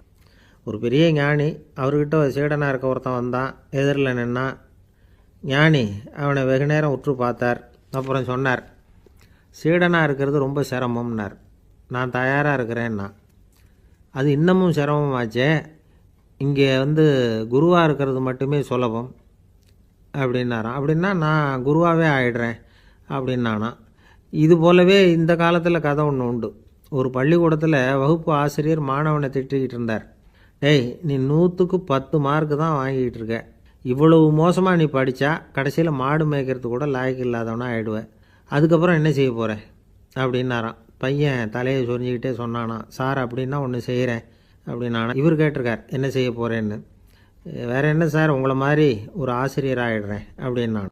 எனக்கு இது மட்டும்தான் சார் தெரியும், இதை தவிர வேறு எதுவும் தெரியாது அப்படின்னு சொல்லிக்கிட்டே காலம் தள்ளுறவங்க ரொம்ப பேர். அவங்களெல்லாம் கஷ்டப்பட வேண்டியிருக்கும். ஒருத்தர் தன்னுடைய தொழிலில் ரொம்ப கெட்டிக்காரராக இருக்கலாம், அதுக்காக எப்பவும் அதே ஞாபகத்தில் இருந்துக்கிட்டு உலகியல் அறிவு இல்லாமல் இருந்துடக்கூடாது, அது ஆபத்து. இதுக்காக நம்ம தாத்தா பாட்டிலாம் ஒரு கதை சொல்லுவாங்களே, கேள்விப்பட்டிருக்கீங்களா? ஒரு சமயம் ஒரு 4 பேர் சேர்ந்து வெளியூருக்கு பிரயாணம் போனாங்களாம். அந்த 4 பேர் எப்படி தெரியுமா? ஒருத்தர் வந்து வேதாந்தி, இன்னொருத்தர் சங்கீத வித்வான், 3வது ஆள் வைத்தியர், 4வது ஆள் ஜோசியர். இவங்க 4 பேரும் நண்பர்கள். அதனால் சேர்ந்து புறப்பட்டாங்க. வழியில் ஒரு ஊரில் தங்கினாங்க. இருட்டி போச்சு. அதனால் இன்றைக்கி ராத்திரி இங்கேயே தங்கி இருந்துட்டு நாளைக்கு புறப்படலாம் அப்படின்னு தீர்மானம் பண்ணாங்க. சாப்பாட்டுக்கு என்ன பண்ணுறது? அங்கேயே கடத்தெருவுக்கு போய் சாமான்லாம் வாங்கியாந்து சமைச்சு சாப்பிட்லாம்னு முடிவு பண்ணாங்க. 4 பேர் இருக்கிறதுனால ஆளுக்கு ஒரு காரியமாக செய்யலாம் அப்படின்னு வேலையை பிரிச்சுக்கிட்டாங்க. வைத்தியர் வந்து கரிகாய் வாங்க போனார், வேதாந்தி வந்து எண்ணெய் வாங்க போனார், ஜோசியர் வந்து பலசரக்கு வாங்க போனார், சங்கீத வித்வானுக்கு சமைக்கிற வேலை. எல்லாம் சரி, ஆனால் நடந்தது என்ன தெரியுமா? கடைத்தெருவுக்கு காய்கறி வாங்க போனார்ல வைத்தியர், அங்கே போய் மார்க்கெட்டில் பார்த்தார். ஒவ்வொரு கறிகாயாக எடுத்து பார்த்தார். இது பித்தம், உடம்புக்கு ஒத்துக்காது, இது வாயு, உடம்புக்கு ஒத்துக்காது அப்படின்னு ஒவ்வொன்றா தள்ளினார். கடைசியில் ஒன்றுமே தேரல, வெறுங்கையோடு திரும்பி வந்துக்கிட்டு இருக்கிறார். எண்ணெய் வாங்க போனார் வேதாந்தி, அவர் ஒரு தொன்னையில் எண்ணெயை வாங்கினார். பேசாமல் அதை எடுத்துகிட்டு வர வேண்டியது தானே, முடியல. அவருடைய வேதாந்த மூளை சிந்திக்க ஆரம்பிச்சுட்டுது. இந்த தொன்னைக்கு எண்ணெய் ஆதாரமா அல்லது எண்ணெய்க்கு தொன்னை ஆதாரமா அப்படிங்கிற ஆராய்ச்சியில் இறங்கினார். என்னாச்சு தெரியுமா? அப்படி கவுத்து பார்த்தார். வாங்கின எண்ணெய் பூராவையும் வழியில் கொட்டிவிட்டு வெறும் தொண்டையோடு வந்து சேர்ந்தார். பலசரக்கு வாங்க போனார் ஜோசியர், அவர் ஒரு வழியில் பார்த்தாரு. வழியில் வந்தவங்களெல்லாம் அங்கங்கே ஒரு மரத்தடியில் உட்கார வச்சு அவங்களுக்கெல்லாம் ஆர்வம் சொல்ல ஆரம்பிச்சிட்டார். அப்படி ஒவ்வொருத்தராக சொல்லி முடிச்சுட்டு கடத்தருக்கு போய் சேர்ந்தார். இவர் அங்கே போய் சேர்றதுக்குள்ளே ரொம்ப நேரம் ஆகிட்டுது. கடையெல்லாம் பூட்டிவிட்டு போயிட்டாங்க. என்ன செய்கிறது? அவரும் வெறுங்கையோடு திரும்பி வந்து சேர்ந்தார். சரி, இவங்க கதை தான் இப்படி ஆச்சு. அங்கே சமைக்கிறதுக்காக உட்காந்துருந்தார் சங்கீத வித்வான், அவர் கதை என்னாச்சு தெரியுமா? அங்கே அவர் அடுப்பை பற்ற வச்சு ஒலையை கொதிக்க வச்சார். அதாவது ஒரு பானையில் தண்ணியை ஊற்றி அடுப்பில் வச்சார். அது கொதிக்க ஆரம்பிச்சிது. தண்ணி கொதிக்கிற சத்தம் இருக்குதுல்ல, அது இவருக்கு தாளம் போடுறது மாதிரி இருந்தது. ஒரே குஷி, பாட ஆரம்பிச்சிட்டார். பாடிக்கிட்டே உற்சாகமாக கையில் இருந்த கரண்டியால் அந்த பானையில் தட்டினார், தாளம் போடுறதா நினச்சிக்கிட்டு. அவ்வளவுதான், பானை பட்டுன்னு உடஞ்சி போச்சு. தலையில் கையை வச்சுக்கிட்டு அவரும் உட்காந்துட்டார். எந்த தொழில் தெரிஞ்சாலும் சரி, அதை புத்திசாலித்தனமாக பயன்படுத்த தெரியலன்னா ஆபத்து தான். அதுக்காக தான் இந்த கதை. ஒரு பஸ்ஸு டிரைவர் ரொம்ப கெட்டிக்காரரு. பஸ்ஸை ரொம்ப திறமையாக ஆபத்து இல்லாமல் ஓட்டினதுக்காக பரிசுலாம் வாங்கினவர். அவரே ஒரு படகு ஓட்டுறதுக்காக அழைச்சிட்டு போயிருக்கிறாங்க, மோட்டார் படகு. அதையும் ரொம்ப திறமையாக தான் ஓட்டிகிட்டு போயிருக்கிறாரு. நடுக்கடலில் போனதும் படகு நின்று போச்சு. மோட்டாரில் ஏதோ கோளாறு. என்ன செய்யலாம் அப்படின்னு அந்த டிரைவரை கேட்டிருக்கிறாங்க படகுல இருந்தவங்கெல்லாம். அப்போ அவர் சொன்னாராம், கவலைப்படாதீங்க, ஒன்றும் பிரச்சனை இல்லை, எல்லாரும் கொஞ்சம் கீழே இறங்கி பின்னாடி தள்ளுங்க, மோட்டார் ஸ்டார்ட் ஆகிடும் அப்படின்னார். காசியில் இருக்கிற கடவுள் காசி விஸ்வநாதர், அங்கே இருக்கிற தேவி காசி விசாலாட்சி. இவங்க 2 பேரும் ஒரு நாள் பேசிக்கிட்டு இருந்தப்போ கடவுள் சொன்னார், இந்த மனிதர்களை நாம் ரொம்பவும் நம்பிக்கையோடு தான் படைச்சிருக்கிறோம், இருந்தாலும் அவங்களுக்கு தான் நம்பிக்கை இல்லை, எதுலேயும் ஒரு உண்மையான நம்பிக்கை இல்லாமல் வாழ்ந்துக்கிட்டு இருக்கிறாங்க அப்படின்னார். என்ன அப்படி சொல்கிறீங்க? அதை பாருங்கள், எவ்வளவு பேர் காசியை தேடிட்டு வந்து கங்கையில் குளிச்சுக்கிட்டு இருக்கிறாங்க, அவங்களெலாம் நம்பிக்கை இல்லைன்னா இவ்வளவு தூரம் தேடிட்டு வந்து இங்கே குளிப்பாங்களா அப்படின்னு நாங்கள் தேவி. சரி, அதை சோதித்து பார்க்கலாம் அப்படின்னு 2 பேரும் முடிவு பண்ணிக்கிட்டாங்க. உடனே ஒரு திட்டம் போட்டாங்க. அது எப்படின்னா, நாம் 2 பேருமே பக்தர்கள் மாதிரி உருவத்தை மாற்றிக்கிட்டு கங்கை கரைக்கு போக வேண்டியது. நான் வந்து கங்கையில் இறங்கி குளிக்கிறேன், கொஞ்ச நேரத்தில் சுழலில் மாட்டிக்கிட்டது மாதிரி நடிக்கிறேன், நீ உடனே கரையிலிருந்து சத்தம் போடு, என்னோடய வீட்டுக்காரரை யாராவது காப்பாற்றுங்களேன்னு சத்தம் போடும். அதோடு இன்னொன்று சொல்லு, யாராவது ஒரு புண்ணிய ஆத்மா அவர்கிட்ட போய் அவருடைய முடியை பிடிச்சி இழுக்கணும், அப்படி ஒரு சாபம் இருக்குது எங்களுக்கு. புண்ணிய ஆத்மா, அதாவது எந்த பாவமும் செய்யாத இல்லாத ஒருத்தர் தான் அவரை காப்பாற்ற முடியும். அப்படிப்பட்டவங்க யாராவது வெள்ளத்தில் குதித்து என்னுடைய கணவரை காப்பாற்றுங்கோ அப்படின்னு நீ சத்தம் போடு, கூச்சல் போடு, என்ன நடக்குதுன்னு பார்க்கலாம் அப்படின்னார் கடவுள். சரின்னு சொல்லி 2 பேருமா சாதாரண பக்தர்கள் மாதிரி கங்கை கரைக்கு வந்து சேர்ந்தாங்க. அவர் இறங்கி குளித்தார். திட்டம் போட்டது மாதிரியே சுழலில் மாட்டிக்கிட்டது மாதிரி கத்துனார்.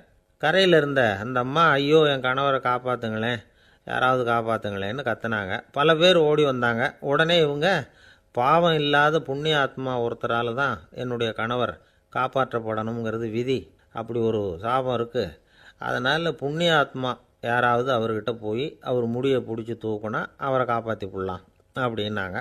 இவங்க இப்படி சொன்னதும் எல்லாரும் திகைச்சு போய் நின்றுட்டாங்க. ஒவ்வொருத்தருக்கும் அவங்க செஞ்ச பாவம்லாம் ஒவ்வொன்றா ஞாபகத்துக்கு வர ஆரம்பிச்சுட்டுது. சரி, இதுக்கு நாம் லாயக்கு இல்லை அப்படின்னு சொல்லி ஒதுங்கி போக ஆரம்பிச்சிட்டாங்க எல்லாம். இந்த சமயத்தில் யாரோ ஒருத்தர் வேகமாக ஓடி வந்தார். ஆற்றுல குதித்தார். அவர்கிட்ட போனார், முடியை பிடிச்சார், தூக்குனார், அவரை காப்பாற்றி கரைக்கு கொண்டுட்டு வந்துட்டார். அப்படி காப்பாற்றின அந்த ஆளை இவங்க 2 பேரும் தனியாக கூப்பிட்டுக்கிட்டு ஒரு மண்டபத்துக்கு வந்துட்டாங்க. வந்து விசாரிக்கிறாங்க. நீ யாரப்பா அப்படின்னு கேட்குறாங்க. ஏதும் தெரியாத மாதிரி. நான் இந்த ஊர் அன்ன சத்திரத்தில் வேலை செய்கிற ஒரு சமையல்காரன் அப்படிங்கிறார். நீ வந்து கங்கையில் குளிக்கிறது உண்டான்னு கேட்டிருக்காங்க. நான் இந்த ஊர்லேயே தான் இருக்கிறேன், இருந்தாலும் தினமும் கங்கையில் குளிக்கிறது இல்லை, எப்போவாவது ஒரு நாள் அங்கே குளிப்பேன் அப்படின்னார். கங்கையில் மூழ்கி எழுந்திரிச்சா பாவம்லாம் தொலையும்னு சொல்கிறாங்க. அப்படி இருக்கிறப்போ அங்கே இன்றைக்கி கங்கையில் குளிச்சுக்கிட்டு இருக்கிறவங்கெல்லாம் தங்களை வந்து புண்ணிய ஆத்மாவா நினைக்கல. கங்கையில் குளிக்காத நீ உன்னை வந்து புண்ணிய ஆத்மாவாக நினச்சி என்னை காப்பாற்ற வந்திருக்கிற, அது எப்படி அப்படின்னு கேட்டார். அதுக்கு அந்த ஆள் சொல்கிறான், கங்கையில் குதித்ததுக்கு அப்புறம் தானே உங்களை காப்பாற்ற போகிறோம், அப்படி குதிக்கும் பொழுது என்னுடைய பாவம்லாம் போயிருக்கும்ல, நான் புண்ணிய ஆத்மாவாக ஆயிருப்பேனே, அதனால தான் துணிஞ்சு வந்து உங்களை காப்பாற்றினேன் அப்படின்னா. கடவுளும் தேவியும் அவனுக்கு வந்து காட்சி கொடுத்தாங்களாம். இப்படி ஒரு கதை உண்டு. அதாவது கங்கையில் குளிச்சுக்கிட்டு இருக்கிறவங்களுக்கே தங்களுடைய பாவம் போகுங்கிற நம்பிக்கை பரிபூர்ணமாக இல்லை, குளிக்காத ஒருத்தனுக்கு அந்த நம்பிக்கை இருந்தது. அதனால் அவனால் கடவுளை பார்க்க முடிஞ்சது. கடவுளை வந்து நாமளும் பார்க்க முடியுமா முடியாதா அப்படிங்கிற குழப்பம்லாம் நமக்கு வேண்டியதில்லை. நம்பிக்கையோடு வாழணுங்கிற உண்மையை மட்டும் இந்த கதையிலேருந்து புரிஞ்சுக்கிட்டால் போதும். ஏன்னா இந்த கதையை கேட்டுட்டு ஒரு நண்பன் குதர்க்கமாக ஒரு கேள்வி கேட்டான். ஏன் சார், கங்கையில் குளித்தா பாவம் போயிடும்னு சொல்கிறீங்களே, நான் எனக்கு வேண்டாத ஒருத்தனை அழைச்சிட்டு போய் கங்கையிலேயே தள்ளி விட்டுட்டு அதுக்கப்புறம் அங்கேயே முழுக்க போட்டுட்டு நான் செஞ்ச பாவத்தை வந்து அதுலேயே கழுவி விட்டுட்டு மறுபடியும் உங்ககிட்ட வந்துடுறேன்னு வச்சுக்கோங்க, நீங்கள் என்னை வந்து புண்ணிய ஆத்மான்னு ஏற்றுக்குவீங்களா அப்படிங்கிறான். ஆள் கொஞ்சம் அசந்தான் நம்மளே அங்கே அழைச்சிட்டு போனாலும் போயிடுவான். ஒருத்தன் தன்னுடைய நண்பனை வழியில் பார்த்தான். என்னப்பா லெட்டர் போட்டுனே கிடைச்சதா அப்படின்னா, ஓ கிடைச்சதேன்னா அவன். இவன் உடனே ஏன்டா போய் சொல்ற, நான் உனக்கு லெட்டரே போடல, சும்மா தான் கேட்டேன், உடனே கிடைச்சிட்டுதுங்கிறிய அப்படின்னா. லெட்டர் போட்டேன்னு நீ போய் சொல்றப்போ அது கிடைச்சதுன்னு நான் போய் சொல்லக்கூடாதா அப்படின்னு நானா அவன். இப்படிப்பட்டவங்க சில பேர் இருந்தா கூட இன்னைக்கு கடிதம் மூலமா தொடர்பு கொள்ளாதவங்க இருக்கவே முடியாது. அந்த அளவுக்கு அது அவசியமான ஒன்னாயிட்டுது. இந்த அஞ்சல் அட்டைகள் எப்படி ஆரம்பமாச்சு தெரியுமா? ஆஸ்திரியா நாட்டுல ஒரு பேராசிரியர் இருந்தார். அவர் பேரு இம்மானுவேல் ஹெர்மன். அவர் ஒரு நாள் ஒரு பத்திரிகையில கட்டுரை எழுதினாராம். இது நடந்தது 1869. அவர் எழுதின கட்டுரையில மக்கள் அதிகம் செலவு இல்லாம ஒருத்தருக்கு ஒருத்தர் தகவல் பரிமாறிக்கிறது எப்படி அப்படிங்கிறத பத்தி எழுதியிருந்தார். அதுக்கு சில யோசனைகளை அவரே எழுதியிருந்தாராம். எப்படின்னா, அந்த கட்டுரையை எல்லாரும் படிச்சு பார்த்துருக்குறாங்க, அவர் சொன்ன யோசனைகள் என்னன்னு. அது அரசாங்கத்தின் கவனத்துக்கு அது போச்சான். ஆகா, இது அவர் சொல்ற யோசனை நல்லா இருக்கும் போல் இருக்கு அப்படின்னு அவங்களே நினைச்சிருக்கிறாங்க. அவ்வளவுதான். உடனே அந்த யோசனையை நடைமுறைக்கு கொண்டுட்டு வந்தாங்களாம். பேராசிரியர் இம்மானுவேல் ஹெர்மனின் யோசனைப்படி அச்சடிச்ச அரசு முத்திரையோட அரசாங்கம் அஞ்சல் அட்டைகளை வெளியிட ஆரம்பிச்சுதான். 1869 அக்டோபர் 7ஆம் தேதி இது நடந்திருக்கு. உலகின் முதல் அஞ்சல் அட்டை வெளிவந்த நாள் அது. அப்பதான் அதுக்கு பேர் என்ன தெரியுமா? அதாவது கரஸ்பாண்டிங் கார்டு அப்படின்னு பேராது. அதுக்கப்புறம் என்ன ஆச்சுன்னா, உடனடியாக அமெரிக்காவிலேயே இது மாதிரியான கார்டுகளை வெளியிட ஆரம்பிச்சுட்டாங்க. அங்கே இதுக்கு என்ன பேர் தெரியுமா? Postal card. அதுக்கப்புறம் 1870 இங்கிலாந்துலேயும் இதை வெளியிட்டாங்களாம். அதை வெளியிட்ட முதல் நாள் அன்னைக்கு என்ன நடந்தது தெரியுமா? மக்கள்லாம் ஏதோ நியாய விலை கடையில் நிற்கிறது மாதிரி பெரிய பெரிய கியூ வரிசையில் நின்று இதை வாங்கினாங்களாம். நம்ம நாட்டில் முதல் அஞ்சலகம் 1927 கல்கத்தாவில் ஆரம்பமாயிருக்கு. இன்னைக்கும் அஞ்சலகம் இல்லாத இடமே இல்லை. அந்த அளவுக்கு அஞ்சல் போக்குவரத்து அதிகமாக இருக்குது. அன்னைக்கு உள்நாட்டில் ஒருத்தருக்கு ஒருத்தர் தகவல் பரிமாற்றம் செய்து கொள்ள மலிவான ஒரு அஞ்சல் அட்டையை அரசாங்கம் வெளியிடலாம் அப்படின்னு பேராசிரியர் எழுதின கட்டுரை இன்னைக்கு எந்த அளவுக்கு ஆகியிருக்கு பார்த்தீங்களா? ஒருத்தன் ஒரு தபால் பெட்டிக்கு பக்கத்தில் தலையை வச்சுக்கிட்டு அவன் பாட்டுக்கு நின்றுட்டு இருந்திருக்கான். அங்கேருந்து இன்னொருத்தன் கேட்டிருக்கான், என்ன ஆச்சுன்னு. கொஞ்ச நேரத்துக்கு முன்னாடி இந்த தபால் பெட்டியில் ஒரு கார்டு எழுதி போட்டேன், விவரமெல்லாம் நல்லா தான் எழுதியிருக்கிறேன், ஆனால் அட்ரஸ் எழுத மறந்துட்டேன் அப்படின்னு நானா. உடனே அவன், அதுக்காக கவலைப்படாத, நான் போட்ட கார்டில் அட்ரஸ் எல்லாம் பின்கோடு உள்பட கரெக்டாக எழுதியிருக்கேன், ஆனால் விவரம் எழுத மறந்துட்டேன் நானா. கவலைப்படாத, கொஞ்ச நேரத்தில் தபால்காரர் வருவார், பெட்டியை திறந்ததும் நம்ம லெட்டரை கேட்டு வாங்கிக்கலாம்னா ஒருத்தன். கொஞ்ச நேரத்துக்கு முன்னாடி அவர் வந்தார், கேட்டேன், அதுக்கப்புறம் தான் மனசுக்கு ரொம்ப கஷ்டமாக போச்சு நானா. இவன் ஏண்டான்னு கேட்டிருக்கான் அவன். இது தபால் புட்டு இல்லையா? மனிதர்களில் சில பேர் ரொம்ப வித்தியாசமாக நடந்துக்குவாங்க. மற்றவங்களுக்கு அது ரொம்ப ஆச்சரியமாக கூட இருக்கும். அந்த ஆள் ஒரு மாதிரி பார்த்து நடந்துக்கோ அப்படின்னு கூட சொல்கிறது உண்டு. இவங்களை பார்த்து நாம் பித்து குளியும்போம். உளவியல் இவங்களை எக்ஸென்ட்ரிக்ஸ் அப்படின்னு சொல்லுது. இவங்களை மனநோயாளிகள்னு தவறாக புரிஞ்சிக்க கூடாது. அவங்க வேற, இவங்க வேற. எக்ஸென்ட்ரிக்ஸ் பற்றின சில விவரங்கள் ஒரு புத்தகத்தில் இருக்குது. அதாவது ஸ்காட்லாந்தில் ஒரு உளவியல் மருத்துவர் அதை எழுதியிருக்கிறார். அவர் பேர் டாக்டர் டேவிட் வீக்ஸ். அவருக்கு ஒரு உதவியாளர் இருந்தாராம். அவர் பேர் கேட் வுட். இவங்க 2 பேரும் சேர்ந்து இங்கிலாந்து பூரா சுற்றி பார்த்துருக்காங்க. 3 வருஷம் சுற்றினாங்களாம். நான் சொன்னது மாதிரி ஒரு மாதிரியாக இருக்கிற ஆசாமிகள் பல பேரை சந்தித்து பேசி அவங்கள பற்றி ஆய்வுலாம் நடத்தியிருக்கிறாங்க. அப்படி நடத்தி அதை ஒரு புத்தகமாக எழுதியிருக்கிறாங்க. நிறைய பேசி பார்த்துட்டு அவங்க சொல்லியிருக்கிறத கேட்டால் ரொம்ப ஆச்சரியமாக இருக்குது. நாம் இவங்களை பார்த்து பித்துக்குழிங்கிறோம், எக்ஸென்ட்ரிக்ஸ் அப்படின்னு சொல்கிறோம், கிண்டல் கூட பண்ணுறோம். ஆனால் அவங்களோட அறிவு ரொம்ப தெளிவானதான். இந்த ஆராய்ச்சியாளர்கள் சொல்கிறாங்க. அவங்க உடல் நலமும் ரொம்ப நல்லா இருக்குதான், உடம்புலையும் எந்த கோளாறும் இல்லையா. அவங்களுக்கு மகிழ்ச்சியும் அதிகமாக, ஆயுளும் அதிகமாக. அவங்களில் பல பேர் என்ன சொல்கிறாங்கன்னா, நீங்கள் நினைக்கிறது மாதிரி இல்லை நாங்கள், ஆனால் நாங்கள் மற்றவங்கள்லேருந்து வேறுபட்ட தன்மை உள்ளவங்க அப்படிங்கிறத ஒத்துக்கிறாங்களாம். இந்த உலகம் பிறந்ததுலேருந்தே இப்படிப்பட்ட வித்தியாசமான ஆசாமிகளும் பிறந்திருக்கிறாங்க. சரி, அப்படிப்பட்டவங்க எப்படி இருப்பாங்க? இப்போ ஒரு மகாராஜா தன்னோட நாய்க்கு லட்சக்கணக்கில் பணம் செலவு பண்ணி கல்யாணம் பண்ணி வச்சிருக்கிறார். ஒரு கோடீஸ்வரர் தான் வளர்த்துக்கிட்டு இருந்த பூனைகளுக்கு தன்னோட சொத்து பூராவை எழுதி வச்சிருக்கிறார். இது மாதிரி ஒருத்தர் 2 பேர் இல்லை, நிறைய பேர் உண்டு. சில பேர் எப்படி தெரியுமா? அவங்களுக்கு வசதியில் எந்த குறையும் இருக்காது. வீடு, காரு, பணம் எல்லாம் தாராளமாக இருக்கும். அப்படி இருந்தாலும் அவங்கக்கிட்ட ஒரு பழக்கம் இருக்கும். யாராவது ஒரு நண்பர் வீட்டு விசேஷத்துக்கு போயிருப்பார், இல்லைன்னா ஒரு கடைக்கு போயிருப்பார். அவங்க ரொம்பவும் மரியாதையாக வரவேற்று எல்லாம் பண்ணிகிட்டு இருப்பாங்க. ஆனால் இவர் அவங்களுக்கு தெரியாமல் ஏதாவது ஒரு பொருளை திருடி பாக்கெட்டில் போட்டுட்டு வந்துடுவார். அப்படி வந்தால் தான் இவருக்கு திருப்தி. பல பேர் அவங்க வளர்த்த பிராணிகளுக்கு பளிங்கு கல்லால் சமாதி கட்டி வச்சிருக்கிறாங்க. இப்படிலாம் பண்ணுறாங்க. பல பேர் அவங்களுக்கு பிடித்தமான ஒருத்தர் எப்படியோ அதே மாதிரி தலைமுடி தாடி வச்சுக்கிறது, உடை உடுத்திக்கிறது, மலை குகையில் போய் குடியிருக்கிறது, இப்படி எவ்வளவோ வினோதமான நடவடிக்கைகள். இவங்களையெல்லாம் ஆய்வு பண்ணின டாக்டர் வீக்ஸ் என்ன சொல்றாரு தெரியுமா?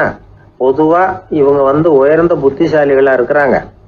ஒருமைப்பட்ட மனம், கருமையுமே கண்ணான பண்பு, தனிமையை நாடுற மனப்பான்மை எல்லாம் இவங்களுக்கு உண்டு. அவங்கள பல பேர் அவங்க பெற்றோருக்கு முதல் குழந்தை அல்லது ஒரே குழந்தை இப்படி தான் இருக்கிறாங்க. இது மாதிரியானவங்க பெண்கள் ஒரு பங்குன்னா ஆண்கள் 2 பங்கு.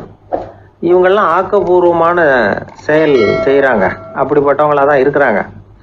அடுத்தவங்க கிட்ட அன்பு காட்டுறவங்களா இருக்கிறாங்க, உற்சாகம் ஊட்டுறவங்களா இருக்கிறாங்க. அவங்களுடைய ஆக்கப்பூர்வமான பணிகளுக்கு ஊக்கம் கொடுத்தா அவங்க மன சந்தோஷமும் உடல் நலமும் பெருகும், ஆயுளும் கூடும். இதெல்லாம் அந்த டாக்டருடைய கண்டுபிடிப்பு. பித்துக்குழித்தனத்துக்கும் மனநோய்க்கும் வித்தியாசம் உண்டுங்கிறத சொல்றது தான் இந்த தகவல். அதனால ரெண்டும் ஒன்றுன்னு நினைச்சிடக்கூடாது. ஒரு நண்பன் ஒருத்தனை பற்றி சொல்கிறோம். அவன் எந்த வகைன்னு நீங்களே முடிவு பண்ணுங்களேன். அவன் ஒரு கல்யாண வீட்டுக்கு போய் சாப்பிட்டுட்டு வெளியில் வந்தோம். அவன் கூட வெளியில் வந்த உடனே ரொம்ப நேரமாக தன்னோட செருப்பை தேடிக்கிட்டு இருந்தான். என்னப்பா இன்னுமா உன் செருப்பு கிடைக்கல அப்படின்னு கேட்டோம். இல்லை என்னது முன்னாடியே கிடைச்சுட்டுது, அதை விட நல்லதா ஏதாவது கிடைக்குமான்னு பார்க்குறேன் அப்படின்னா அவன். இந்த பட்டிமன்றத்தினுடைய நடுவர் பெருந்தகை சாமியார் அவர்களுக்கு என்னுடைய அன்பான வணக்கம். சாமியார்கள் பேரெல்லாம் கெட்டு போச்சு சார். என்ன சாமியார்னு சொல்லாதீங்க, நான் சாமி இல்லாத சாமி. கெட்டு போன சாமிகளுக்கு இடையில கெட்டு போகாம இருக்கிற சாமியார் அவர்களே, இனிமே கெட்டு போக முடியாது. வயசு 76. நீங்க எவ்வளவு கெட்டிக்கார சாமியாருங்கிறது 76 வயசுல சாமியார் ஆனதுல இருந்தே தெரியுது.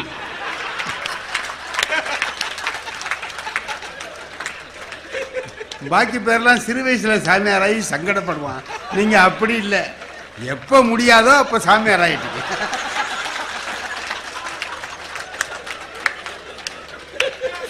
சாமியார்னா இப்படி இருக்கணும். ஏன்னா ஒரு கெட்ட பேர் வராது பாருங்க. எப்படி வர முடியும்? வரவே முடியாது. உங்களுக்கெல்லாம் கெட்ட பேர் வரவே முடியாது. குழுமி இருக்கிற சான்றோர்களே, எல்லோருக்கும் என்னுடைய அன்பான வணக்கம். இன்னைக்கு நம்ம அவங்க நல்லதை பாடினாங்க முதல்ல. ரெண்டாவது இவர் நம்ம ராஜாராம் சார் இருக்கார, அவர் உள்ளதை பாடினார். அந்தாண்ட போகல, கரெக்டா அங்கே இருந்து உள்ளதை பாடினார். ஆனா பிஜி தீவில் நடக்கிற கொடுமையே பாரதியார் பாடினார்னு பாடினார். அதுதான் அல்லதை சாடுறது. தப்பு நடக்கிறத பார்த்து கண்டிக்கிறார். அந்த பாட்டு உங்களை எவ்வளவு கவர்ந்திருக்கு? ஓஹோ, எங்க பிஜி தீவில் இப்ப என்ன நடக்குதுங்கிறது நமக்கு தெரியாது. எப்பவோ கரும்பு தோட்டத்தில் நம்முடைய பெண்களை கொடுமைப்படுத்தியதை பார்த்து பாரதி பாடிய பாட்டு இன்னைக்கு அழியாம இருக்கு. ஏன்? கொடுமையை எதிர்த்து சாடி பாடினார், ஆகையினால நிக்குது. அதை நீங்க தானே சொன்னீங்க. பிஜி கரும்பு தோட்டத்திலே ஆனா ஆனா என்ன அர்த்தம்? மனம் வேதனைப்பட்டு பாடினார். ஆஹா, என்னால தாங்க முடியலையே, அங்கே இவ்வளவு கொடுமை நடக்கிறதே என்று பாடினார். கொடுமையை சாடிய போது நம்முடைய உள்ளம் அதில் ஈடுபடுகிறது. காலத்தை வென்று அந்த இலக்கியம் நிற்கிறது. பாரதி பாடின காலம் எப்போ? இப்போ நீங்க அதை பாடுறீங்க. அப்படிதாங்க பாடணும். அப்படி இருந்தால் தான் சரியா இருக்கும். சும்மாவாவது பெரியவங்களா இருக்கிறவங்க நல்ல வழி காட்டணும். எனக்கு கொஞ்சம் கண்ணு கோளாறுங்க, அது ஒரு நல்லதா இருக்குன்னு வைங்க. கண்டதையும் பார்க்க வேண்டியது இல்லை. அதுல என்னமோ உங்களுக்கு இவ்வளவு சந்தோஷம் இல்ல? கடன் கொடுத்தோம், எனக்கு பார்வை குறைச்சங்கிறதுல அவங்களுக்கு சந்தோஷத்தை பாருங்க. இல்ல கடன் கொடுத்தோம் எதிரில் வந்தா கண்டுக்காம போகலாம். அப்படின்னு சிரிக்கிறாரு. அப்படி இல்லை, கடன் கொடுத்தவன் வந்தான், என்கிட்ட கடன் கொடுத்தவன் வருவான். கண் டாக்டர் இருக்காருங்களே, அவர்கிட்ட போய் காட்டலாம்னுட்டு போனேன். என் நண்பர் தான் அழைச்சிட்டு போனேன். அவர் சொன்னார், என்ன விஷயம்னாரு, சாயந்தரத்தில் இந்த மாதிரி இருக்குங்க. நல்ல வேளை நீ என்கிட்ட வந்த, வேற யார்கிட்டயாவது போயிருந்தேன்னு வச்சுக்க, ஆப்ரேஷன் பண்ணி கண்ணையே கெடுத்துருவானுங்க. நான் ஆப்ரேஷன்லாம் பண்ணுறது கிடையாது, மருந்து போட்டே எல்லாத்தையும் சௌகரியமாக்கிடுவேன். ரொம்ப நல்லது டாக்டர், இந்த மாதிரி டாக்டர் தான் நான் தேடிக்கிட்டு இருந்தேன், நீங்கள் உங்கள் வேலையை ஆரம்பிங்க அப்படின்னு. அவர் என்ன பண்ணார், மருந்து போட்டுட்டு இப்படியே ஒரு அரை மணி நேரம் இருங்கன்னார். நான் இருந்தேன். மருந்து போட்டனே எப்படி இருக்குன்னார். நல்லா புளிக்குது டாக்டர்னு. புளிக்குதா? நான் உனக்கு கண்ணில் எல்லாம் ஊற்றுனேன், நீ எங்கே கண்ணில் ஊற்றுனேன், வாயில் இல்லையா ஊற்றுனேன்? அவரு கண் டாக்டர். அவர் தான் கண் டாக்டர். இவர் ஆபரேஷன் பண்ண மாட்டாரா? நல்ல வேலை.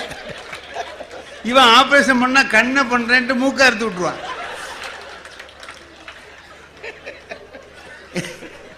உலகம் அந்த மாதிரி இருக்கு.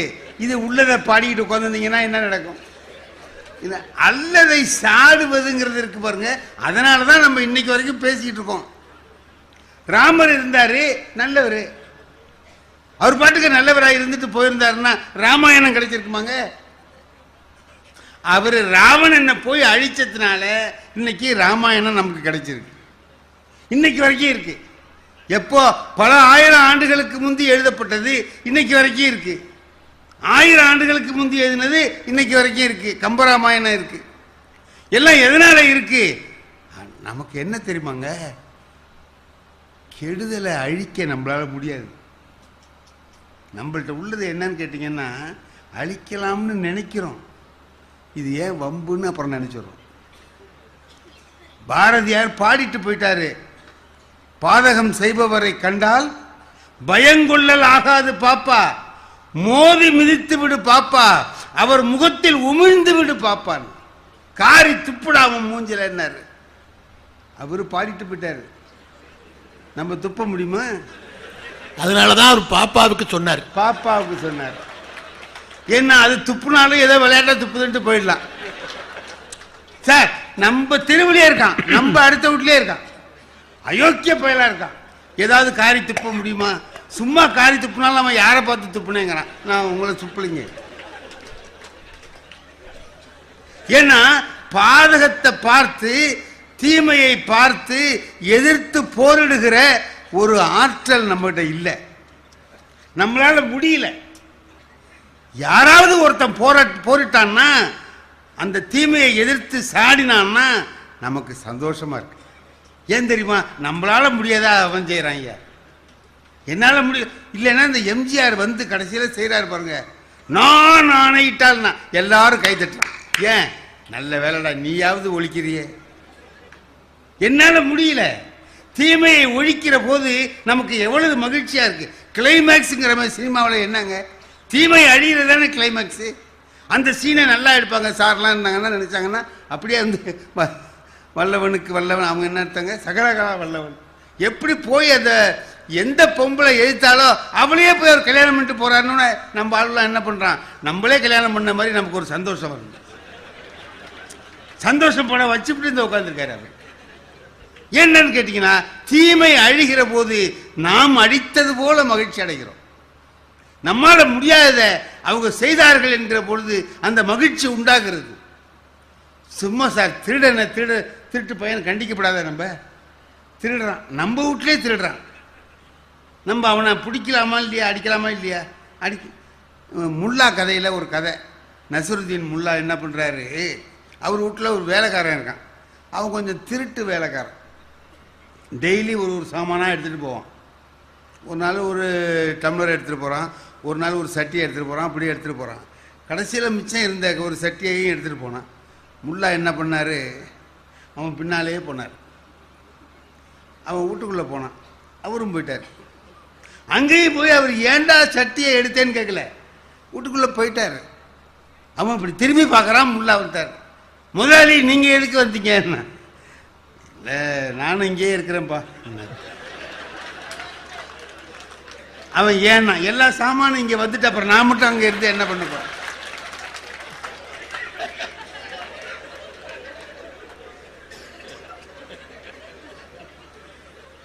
எல்லாம் வந்துட்டு நான் இங்கேயே இருந்துக்கிறேன், என்னத்துக்கு நம்ம சாமாங்கிற இடத்துல நம்ம இருக்க வேண்டியதானப்பா அப்படின்னு சொல்லி. அதாவது பாருங்க, எதிர்த்து போரிட முடியாம சமரசம் பண்றாரு. இதான் நம்ம செய்யற வேலை. இலக்கியங்கள் என்ன செய்து தெரியுமா? அப்படியே பட்டவர்த்தனமா அவனை எதிர்த்து ஒரே அம்பில் ராவணனை ராமன் கொன்றான்னு காட்டுது. அப்ப நம்ம வீட்டுக்கு அடுத்தாப்புல இருக்கிற ராவணனை நம்மளே கொண்டது மாதிரி ஒரு மகிழ்ச்சி உண்டாகும். இது இந்த காலத்துல இல்லை, ரொம்ப காலமா உண்டாகுது. அதனால இந்த இலக்கியங்கள் என்ன பண்ணுது? காலத்தை வென்று நிற்குது, இன்னைக்கு வரைக்கும் நின்றுகிட்டு இருக்கு. அது மட்டும் இல்லைன்னா ராமன் நல்லவனாவே அப்படியே இருந்திருந்தான்னா, ராவணனை போய் அவன் அழிக்காமல் இருந்திருந்தால் ராமாயணம் என்ற இலக்கியம் கிடைச்சிருக்குமா? கிருஷ்ண பரமாத்மா இருந்தார், நல்லவர் தான். உள்ளதை பாடினாக்கா அவர் நல்லவராக இருந்தார், நல்லவர் தான் இருப்பார். போய் அதை பற்றி பேச்சு இல்லை. மகாத்மா காந்தி இருந்தார், நல்லவர், பொய் பேச மாட்டார். சரிதான், எத்தனையோ பேர் பொய் பேசாமல் இருக்கிறான். ஏன்னா பொய் பேசுறதுக்கு ஒரு தைரியம் வேணும். அது சில பேர், அதாவது காந்திக்கு அந்த தைரியம் இல்லை. காந்தி இல்ல, இப்போ பொய் பேசணும்னா முதல்ல ஞாபக சக்தி ஜாஸ்தி வேணும். ஆமா, யார் யார்கிட்ட என்னென்ன சொன்னோங்கிறது ஞாபகத்தில் இருக்கணும். ஏன்னா இன்னைக்கு எனக்கு நேற்றுக்கு ஜுரம், ஒரு நாள் லீவுன்னு சொல்லிவிட்டு மறுநாளைக்கு போய் கால் வலிங்க அதனால ஜுரம்னா நேற்று ஜுரம்னு, அதை போய் சொல்றவனுக்கு ஞாபக சக்தி கரெக்டாக இருக்கணும். அது சில பேருக்கு இருக்காது. அதனால அவன் என்ன பண்ணுவான், இதுக்கு எதுக்கடா போய் சொல்லிட்டு மாட்டிக்குவானே, உண்மையை பேசிடுவான். காந்தி அப்படியே உண்மை பேசினார், ஏதோ இருந்தார். அவரை பற்றி ஏதாவது பேச்சு வருமா? எத்தனையோ பேர் உண்மை பேசுகிற மாதிரி இருந்திருக்கான், நல்லவன் இருந்திருக்கான். முழங்கால் வரைக்கும் வேட்டி கட்டினது காந்தி ஒருத்தர் தான் கட்டியிருந்தாரா? எவ்வளோ பேர் கட்டியிருக்கிறான். நானே கட்டினேங்க, முழங்கால் வரைக்கும் வேட்டி கட்டிட்டு போனேன். ஆமாம், எனக்கு தீபாவளிக்கு ஜவுளி வாங்கணும், தெரியுமா உங்களுக்கு? அது தெரியாது. நான் ஒரு 5000 ரூபா லோன் போட்டு வாங்கி என் பொண்டாட்டிகிட்ட கொண்டு போய் கொடுத்தேன். அவர் சொன்னால் இன்னைக்கு சாயந்தரமே போய் நம்ம ஜவுளிலாம் எடுத்துகிட்டு வந்துடுவோம். எடுத்துகிட்டு வரலாம், வாங்கின பணத்தை செலவு பண்ணால் தானே ஒரு நிம்மதியாக இருக்கும், வா போ அப்படின்னு கிளம்பி போனேன்.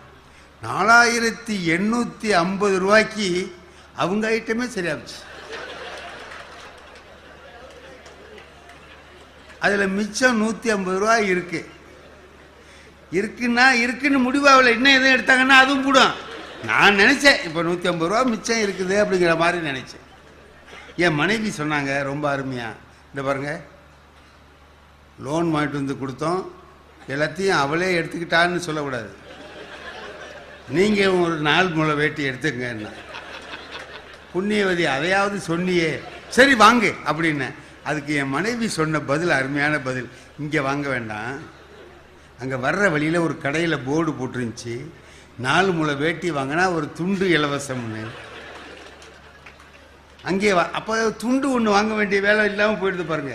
அதுக்காக என் மனைவியை ரொம்ப எவ்வளோ பெரிய கெட்டிக்காரின்னு பாராட்டினேன். ஏன் தெரியுமா? நம்ம பார்க்கலையே, அதை பார்த்துட்டு வந்திருக்கேன். நமக்காக வாங்குறதுக்கு எந்த கடையில் வாங்கலான்னு ஒரு முடிவு பண்ணி இலவச துண்டோடு நம்மளை அனுப்பலாம்னு பார்த்து சரின்ட்டு வாங்கிட்டு வந்தாச்சுங்க. தீபாவளிலாம் முடிஞ்சு போச்சு. எங்கள் ஊரில் வெட்டாருன்னு ஒரு ஆறு, அதில் தான் நாங்கள்லாம் குளிப்போம். ஒரு 10 நாள் அந்த வேட்டியை கட்டிட்டு குளிச்சுட்டு வந்தேன். அந்த வேட்டி முழங்கால் வரைக்கும் வந்துடுச்சு.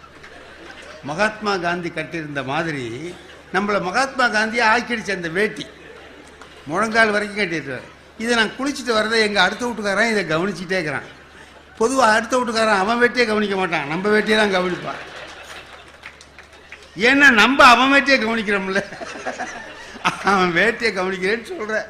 அதுக்காக அப்போ அவன் என்ன பண்ணான், என்கிட்ட கேட்குறான், சார் அந்த இலவச துண்டோட வேட்டி வாங்கினீங்களே, ஆமாம், அது என்ன ஆச்சுன்னா, இந்த பாரு நான் வாங்கினேன், நான் கட்டிக்கிறேன், உனக்கு என்னடா அதில்? இல்லை அது என்ன ஆச்சு தெரிஞ்சுக்கலாம், அதான் இந்த கட்டியிருக்கான் பாரு, வேட்டி ஆயுதுன்னா. வேட்டி தான் இப்படி இருக்கு, சுருங்கி போச்சுடா. இலவச துண்டோட வாங்கினா அது எப்படி இருக்கும்? இப்படி ஆயிடுச்சுன்னு. வேட்டி இப்படி ஆயிடுச்சா, அப்ப துண்டுன்னா. இந்த பாரு,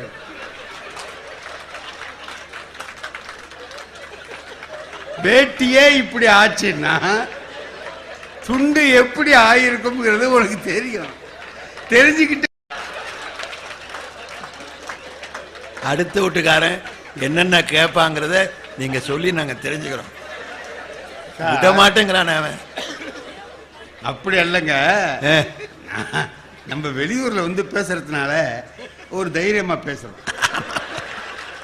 இதே அடுத்த வீட்டுக்காரன் இருக்கிற ஊர்லயே பேச முடியாது இல்ல. உள்ளூர்ல பேசினா அந்த அடுத்த வீட்டுக்காரரை பத்தி இவ்வளவு தைரியமா பேச முடியுமா?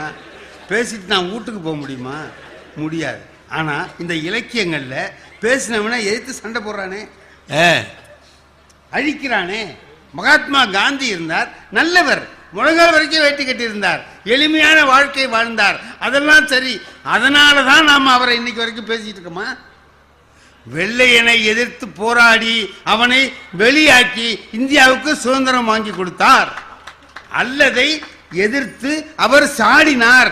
ஆகையினாலே அவருடைய வாழ்க்கை இன்று நம்மால் பேசப்படுகிறது. இலக்கியங்களும் அப்படித்தான். இலக்கியத்தில் நல்லதா பாடுறாரு, ஒழுக்கம் உடைமை, அது இது. திருவள்ளுவர் பாடுறார், கயமைன்னு ஒரு அதிகாரம் ஏன் பாடினார்? கயவர்களை பத்தி எதுக்குங்க பாடணும்? அயோக்கியனை பத்தி எதுக்கு? அவருக்கு என்னத்துக்கு? அவர் பாடுறார் கயமைங்கிற ஒரு அதிகாரம். ஈர்ங்கை விதிரார் கயவர் கொடிறு உடைக்கும் கூன் கையர் அல்லாதவர். எச்சி கையால காக்கா ஓட்ட மாட்டான்டா, ஆனா கொடுப்பான். யாருக்கு தெரியுமா? ராத்திரில வீட்டுக்குள்ள வந்து கையை அப்படி வச்சுக்கிட்டு குத்துவேன். என்ன சொல்றேன் நான்? ஏதாவது வேணா எடுத்துக்க, அடிக்கிற வேலை மட்டும் வச்சுக்காத. அவன் தான் கயவன். நல்லா கேட்டா கொடுக்க மாட்டான், இப்படி கேட்டாதான் கொடுப்பான். நீங்க பொதுவா வந்து எங்க ஊர்ல எல்லாம், இந்த ஊர்ல இவ்வளவு பெரிய விழா நீங்க நடத்துறீங்களே, ஆச்சரியமா இருக்கு. எப்படி இதுக்கெல்லாம் நீங்க எல்லாரையும் வசூல் பண்ணி நடத்துறீங்க? நல்லவங்களா இருக்கிறதுனால நீங்க இதெல்லாம் நடத்துறீங்க. உங்களை யாருக்கு தெரியுது? எங்க ஊர்ல நாங்க ஒரு சின்ன விழா நடத்துறோம்னா எவ்வளவு கஷ்டப்படுவோம் தெரியுமா? ஒரு நன்கொடை வாங்கணும்னா நாங்க 4 பேர் போவோம், 5 பேர் போவோம். ஒருத்தன் வெளில நின்றுக்குவான். ஏன்னா அவன் உள்ள வந்தான்னா கொடுக்குறவனும் கொடுக்க மாட்டான். அதுக்காக நாங்க என்ன செய்வோம்? வெளியில நிறுத்திட்டு நாங்க 4 பேர் போவோம். ஏன்னா அவன் முதல்ல வாங்கி என்ன பண்ணான்னு தெரியும்ல அவனுக்கு. அதுக்காக உள்ள போன உடனே முதல் ஆள் போய் கேட்பான் அந்த கடை முதலாளிகிட்ட, அண்ணே வியாபாரம்லாம் எப்படி இருக்குமா? எந்த கடை வியாபாரியாவது வியாபாரம் சரியில்லைன்னு சொல்லுவானா? பிரமாதமா இருக்கு தம்பி, வியாபாரம் நமக்கு நல்லா ஓடுது, போன வருஷத்தோட இந்த வருஷம் ஜம்முன்னு இருக்கு. அப்படியா?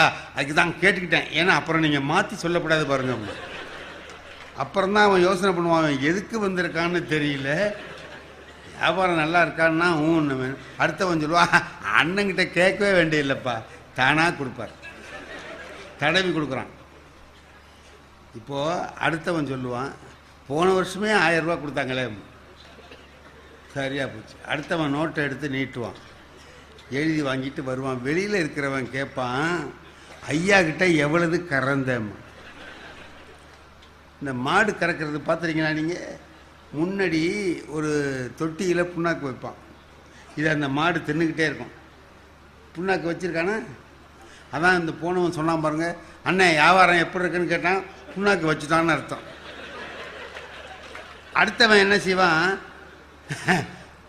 போன வருஷமே ஐயா 1000 ரூபா கொடுத்தாங்களேங்கிறானா, தடவி கொடுக்குறான்னு அர்த்தம். அதான் இந்த வருஷம் 2000க்கு குறைய மாட்டாருன்னு ஒருத்தன் சொல்லுவான், கண்ணுக்குட்டியை ஊட்ட விடுறான்னு அர்த்தம். கடைசியில் ஒருத்தன் கறப்பான், நோட்டில் எழுதி வாங்கிட்டான்னு அர்த்தம். அதனால தான் வெளியில் இருக்கிறவன் கேட்குறான், ஐயா கிட்ட எவ்வளவு வாங்கினேன்னு கேட்குறது இல்லை, ஐயா கிட்ட எவ்வளவு. எங்கள் ஊரில் சொல்கிறேன், எங்கள் ஊரில் நாங்கள் அந்த மாதிரி. அவனை என்ன சொல்கிறார் திருவள்ளுவர்? கயவன்கிறார்.